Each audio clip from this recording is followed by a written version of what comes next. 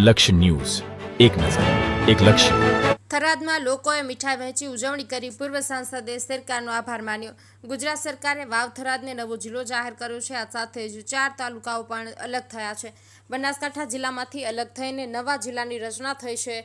બનાસકાંઠાના પૂર્વ સાંસદ પરબતભાઈ પટેલે આ નિર્ણય બદલ સરકારનો આભાર માન્યો છે. તેમણે મુખ્યમંત્રી ભૂપેન્દ્ર પટેલ અને વિધાનસભાના અધ્યક્ષ શંકરભાઈ ચૌધરીનો પણ આભાર વ્યક્ત કર્યો છે. થરાદમાં નવા જિલ્લાના નોટિફિકેશનની જાહેરાત થતાં સ્થાનિક લોકોએ ઉત્સાહપૂર્વક ઉજવણી કરી હતી. લોકોએ એકબીજાને મીઠાઈ વહેંચીને આ ઐતિહાસિક નિર્ણયની ખુશી વ્યક્ત કરી હતી. અગાઉ વાવ થરાદ વિસ્તાર બનાસકાંઠા જિલ્લાનો ભાગ હતો. હવે નવા જિલ્લાની રચના થવાથી વહીવટી કામગીરી વધુ સરળ બનશે. મૂળજી ચૌધરી, થરાદ.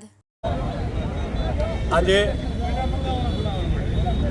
વાવ થરાદ જિલ્લો અલગ પડવાનું નોટિફિકેશન બહાર પડ્યું.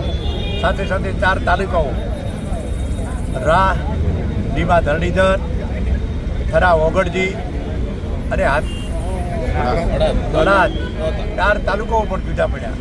આપણા ધારાસભ્ય શ્રી શંકરભાઈ ચૌધરી, ગુજરાત વિધાનસભાના અધ્યક્ષ અને ગુજરાત સરકારના મુખ્યમંત્રી શ્રી ભૂપેન્દ્ર પટેલને આ જિલ્લાની પ્રજા વતી તો બનાસકાંઠા અને વાવ થરાદ બંને આપણે ભેગા હતા, પણ જ્યારે વાવ થરાદ જિલ્લો અલગ આપ્યો છે ત્યારે સરકારનો હૃદયથી દિલથી ખૂબ ખૂબ આભાર અને શંકરભાઈનો પણ આભાર.